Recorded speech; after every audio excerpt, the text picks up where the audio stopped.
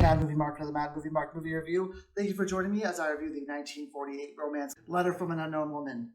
I wish he'd stop that noise. Hey, this isn't just noise. This is what I love doing. I'm reviewing every movie that has 100% fresh rating on Rotten Tomatoes. I'll give them all a score of 1 to 10. After I review them and score them all, I will rank them from worst to best. I started in the 1920 silent movie era, and now I'm at 1948 with Letter from an Unknown Woman. This movie stars Joan Fontaine as Lisa and Louis Jorudan as Stefan.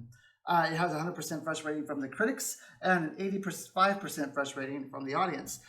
When this movie opens up, we are introduced to Stefan. He is in a carriage with a few of his friends, and he has been challenged to a duel to the death, basically. So he says that, he tells his friends, of course I'm going to do this duel to the death, and I'm going to win. But then once his friend leaves, he gets back in the car. He says, hey, let's get out of here. I don't want to duel to the death, So when he gets home, he is presented a letter, and when he opens the letter starts out, if you're reading this letter, I might already be dead. By the time you read this letter, I may be dead. I have so much to tell you, and perhaps very little time. Now, I've heard this line a billion times. I don't know if this is where this line generated, where it first originated from. But as soon as I heard that line, I knew exactly what it was because I've heard it so many times. But then the narrator is Lisa. Lisa is basically, this is a flashback of this girl who knew Stefan, but he never noticed her, even though he should have. I believe she is supposed to be a teenager, like around the age of 15 or 16. She has a new neighbor that is moving into the building next to her, and his name is Stefan. I don't believe at this point he is a famous musician, but he is a pianist. And she falls madly in love with him the minute that she sees him. So her lot in life, she is madly in love with him. It's pretty much an obsession, but it's like a schoolgirl crush, obviously, because she's young, where she's, she's very shy. She's not going to outwardly express that she's in love with this man, but she does things like opening the door for him. Thank you. Good morning.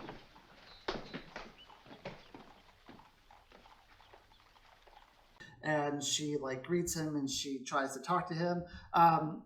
Very early on in the movie, she is kind of in her room listening to him play his music as if he is playing it for her, as if he wrote this music for her.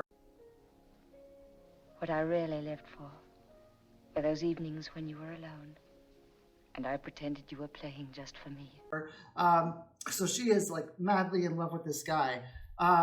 And she's never going to tell it, or she doesn't tell him.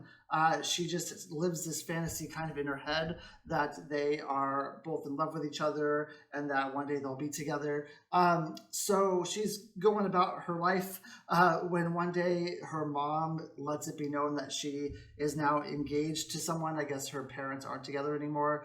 So her mom has just been engaged to this man who can provide them a very good life, but they have to move. They have to move out of state, very far away. Now they get to the train station where they're going to embark on their new life, and Lisa runs away. She runs off and she goes back to where the apartment is because she does not want to be, doesn't want any distance between her and Stefan. Suddenly I knew I couldn't live without you. I didn't know what I had in mind or what my parents would do when they found me missing. All I wanted was to see you once more. Because she loves him so much, she has it in her head that they are going to one day be together, and there's no way that she can move away from him because then it would be much harder for them to be together later on. But she witnesses him coming into the apartment with another woman, so I guess she kind of decides that this is not going to happen, and she goes away with her parents. We then step into the future a little bit, and her parents are pretty in high society, and they have befriended a person who is of a high stature in the military. Now this person has a son who's also in the military. The son takes a liking to Lisa. They go out on a few dates. They spend some time with each other. They get to know each other. They start to talk.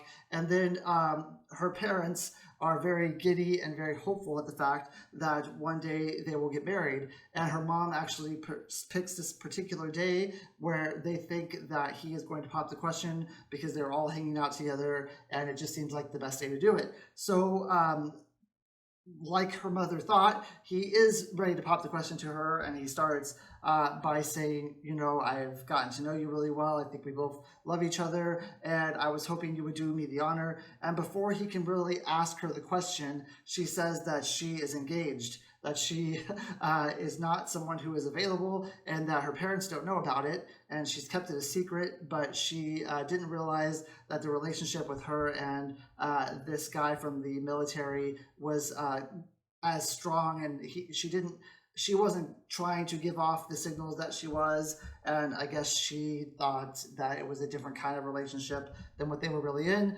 and she can't marry him because she's getting married already.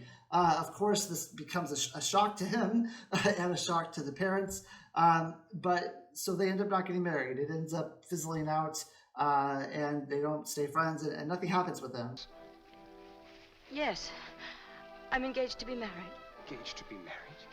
I should have told you before, but I didn't realize how... The whole time you've been in Linz, I haven't seen you in anyone's company. So she ends up going home, back to where she lived. She gets a job, you know, near the apartment where she used to live before. He's still there, and she makes it a point to, you know, try to put herself out there so that he can notice her. One day he actually does notice her. After she's done working, she kind of goes and she kind of hangs out by where he's going to be walking, and he notices her, and he takes an immediate liking to her, and he starts talking to her, and she starts talking to him, and finally, like, her dream has come true. The man that she has been obsessing with, the man that she has been fantasizing this life with, finally loves her, finally is noticing her, and now she can start building this relationship with him. So they go on a couple dates. Friday. How about Friday? Oh, a week is a long time. How about Wednesday evening? That's venison. Or is pheasant on Monday? Could you possibly make it on Monday? I've no engagements at all. He does a lot of really smooth talking with her about how he can't believe that he found this woman who is so unique and so, genuine with how she is, and loves his music so much, knows a lot about his life. She knows, like, what he likes and what he doesn't like.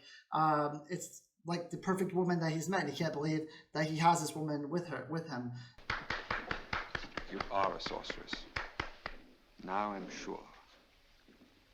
How else could we dance this way? Unless we've danced together before. And they have what seems to be a very good relationship together, very happy relationship together, very loving relationship together. And then one day he ends up telling her that he needs to leave, that he has to go on a work thing for 2 weeks to another city, but he'll be back, and when he gets back, they'll continue their love, they'll continue their life. He looks forward to seeing her again. He can't wait till he can come back. She feels the same way. I'm afraid we'll have to put off our plans for tonight. I couldn't go away without seeing you. Where are you going? Milano. The whole orchestra is going. She goes and she greets him at the train station as he's leaving, and once again he comes over to her and he's very loving with her, and he says, I can't wait to see you again. And then as she's walking away, she says, oh, Stefan, you don't even know yourself, and you don't even realize the fact that that day that you left, I knew that we would never see each other as a couple again, and I wish that you would have kind of seen that too and told me about that. 2 weeks. Stefan, how little you knew yourself. That train was taking you out of my life. So we fast forward a little bit. We now see her in, I guess it's like a hospital where she has just given birth to Stefan's child. Now, she mentions in the letter that she never told Stefan about this, that he never knew that he had a child, and she kept it from him because honestly she didn't know if he would care or if it would matter to him. And when the people at the hospital ask her about who the father is, she refuses to tell them because he's still like a famous pianist at this point. If we knew who he was, he might be willing to accept his responsibility. You won't tell us his name? She ends up marrying a rich gentleman who is of high society, and he treats her son like it's his son. They have a very loving relationship. The son is now starting to see this person as his dad, and they're living this nice, comfortable family life. That is until she goes to see a play, and at this play, Stefan magically, shows up. But now he is no longer rich. He is kind of he is no longer a popular pianist. He is just kind of a washed-up pianist, I guess. He doesn't have his career. He doesn't have his fame. He no longer has the wealth that he had before. But when she sees him, all these emotions start coming back to her. The fact that she loves him starts coming back to her, and she's having all these feelings over again. She's reliving these past years like they never stop. Look, isn't that Stefan Bryant? He returned last week. A concert tour? Pleasure trip, most likely. The way he's burning himself up, it's a wonder he's still alive.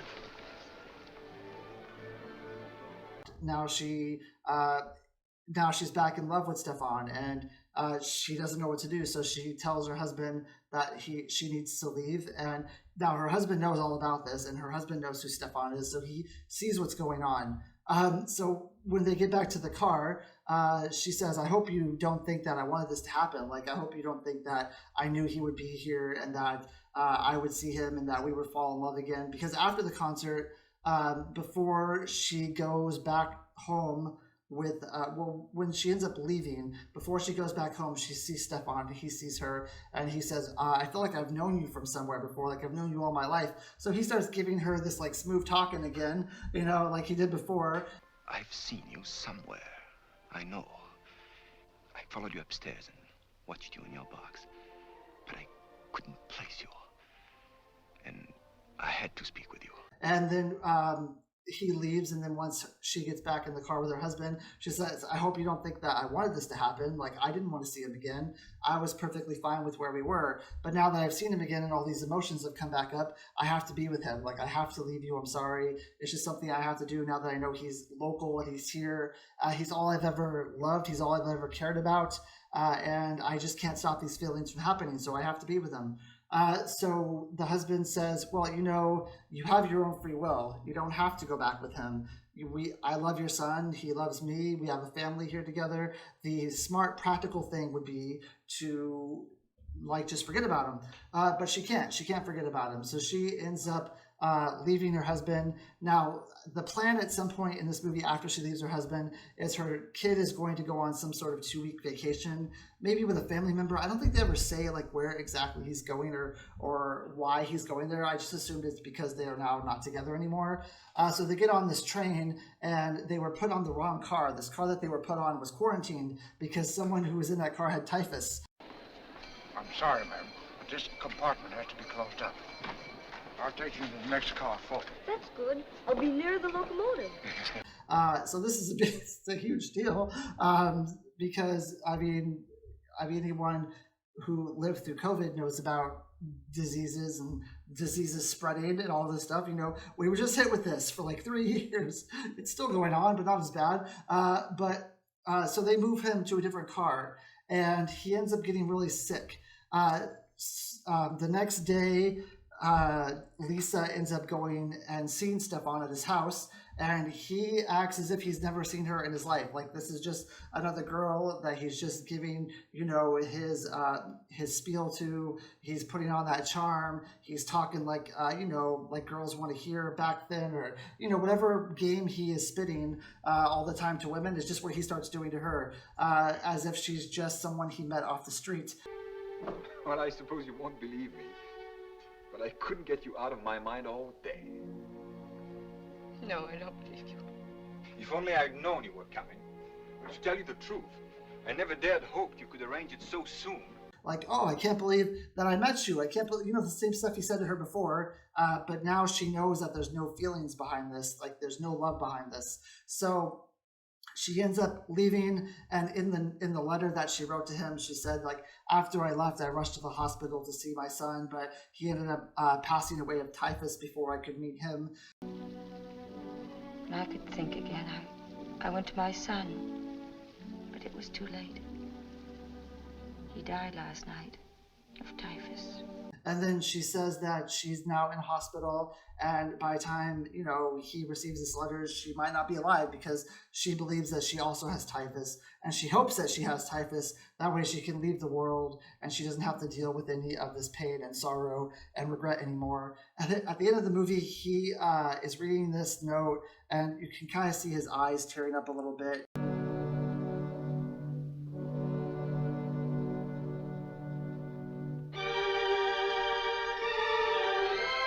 And he looks at his butler guy. His butler is mute, or he can't talk, but he can write. And he asks the butler, like, "Do you remember this woman?" And he nods yes and writes her name down. You remembered her?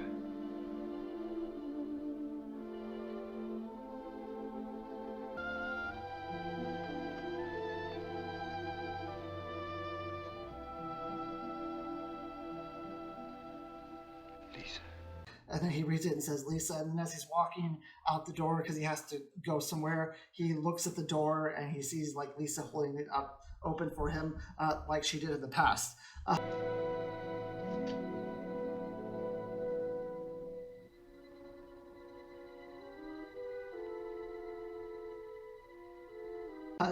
I mean, it's not this movie's like an hour and a half long. There's not a whole lot of plot that goes on with this because it's really just, it's a love story of in Lisa's head, basically. And I'm sure there's a lot of psychological issues going on here. I'm sure there's some diagnosed psychological issues going on with her wanting a guy who is completely emotionally unavailable to her and to all women, and how she knows that, she doesn't realize like the kind of person he really is. Even though she's with him and she's dating him, she really doesn't know anything under the surface. She just knows all the surface area stuff. She knows like what he looks like, that he creates great music, that he is loving to her now or at one time. But she doesn't really like see who he is. And even I think if she saw who he was back then, she would still be with him. And I'm sure there's some sort of psychological issues here that I don't understand, that I wouldn't be able to diagnose what she has or what's going on with her.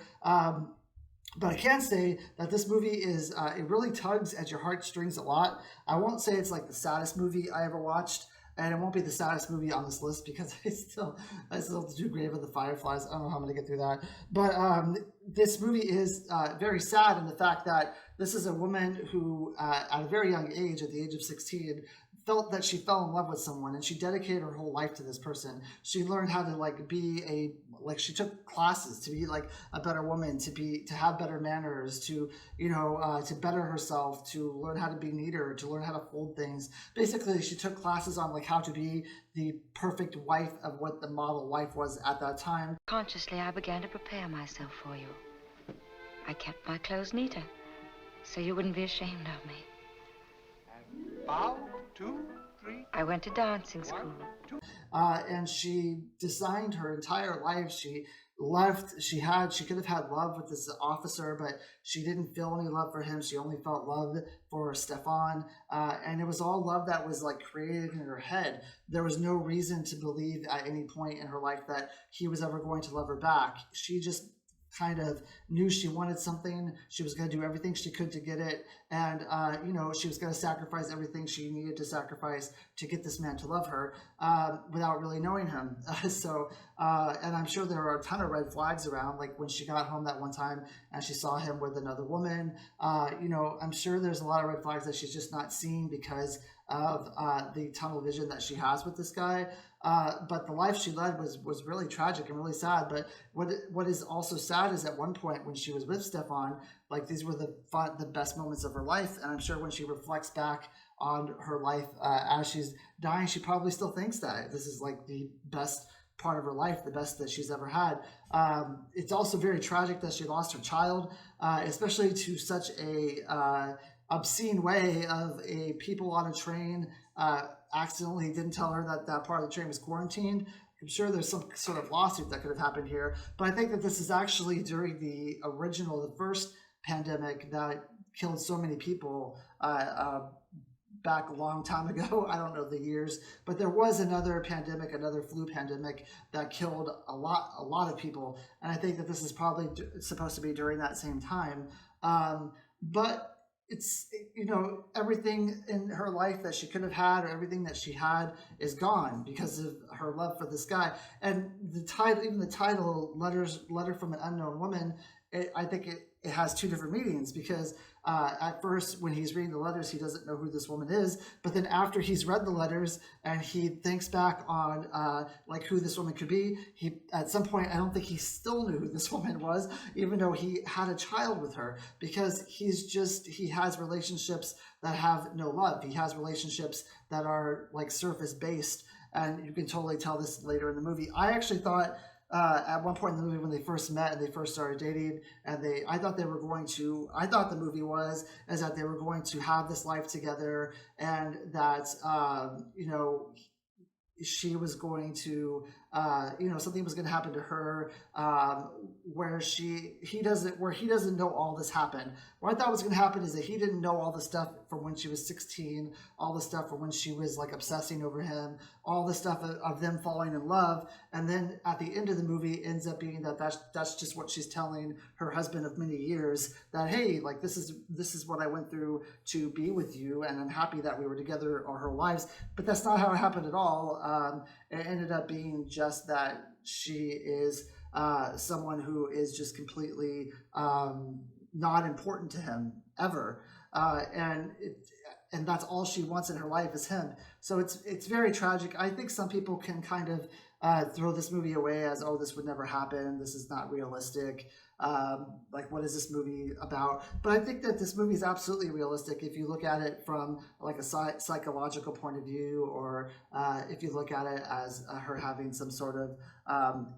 issue psychologically, and also the fact that there are guys out there who are jerks like this. I mean, he probably doesn't realize he's being a jerk, maybe. Like, I don't know because she kept a lot back from him. She didn't share a lot about her life. She didn't share a lot about who she was. He even said at one point, like, we've been together for a while and I don't know that much about you. So maybe he didn't know that she was in this for the long haul, that she actually wanted this to be a long-term relationship. That doesn't clear him of what he did, because what he did was terrible. He said he would be back in 2 weeks and he wasn't. He never wrote her. He never cared about her. So I'm not saying what he did is justified, because it's not justified at all. But maybe he preferred these relationships where he could just jump from relationship to relationship to relationship, and he thought maybe that's what she was, because she didn't share anything with him. She didn't share any of her emotions. But I don't know, like, that's kind of probably stretching it, when in fact he's just a jerk, which could be the case. But this is a really tragic movie, and it's heart-wrenching, and I really for the long time I wanted them to be together, but then at the end of the movie I didn't. I was actually glad that she didn't stay with him and it didn't last. I just wish that the son could have survived. I wish that she didn't have to pass away and die the way that she did, which was basically alone. I mean, she pushed people away from her because of her obsession, but I wish that she could have had someone with her, and she could have at least had maybe the last few years of her life be more memorable, and be kind of the life that she wanted. But that's not always how movies end. I think everyone wants that happy ending, or they want it to be satisfying in some way. This movie definitely does not have a very satisfying ending. At the end, when she's a ghost and she's standing at the door, sure, that's a great scene. That puts closure in her life, that puts closure in what she was looking for, but it's still not like a happy ending. It gives you the ending I think that you need, but not the ending that you want. So I thought this movie was really good. I know for a fact that she's definitely not 16 when she's supposed to be 16. So that was that kind of took me out of that for a second. Like I wasn't able to believe a lot of what was going on, because she's clearly at least maybe twice the age that she's supposed to be.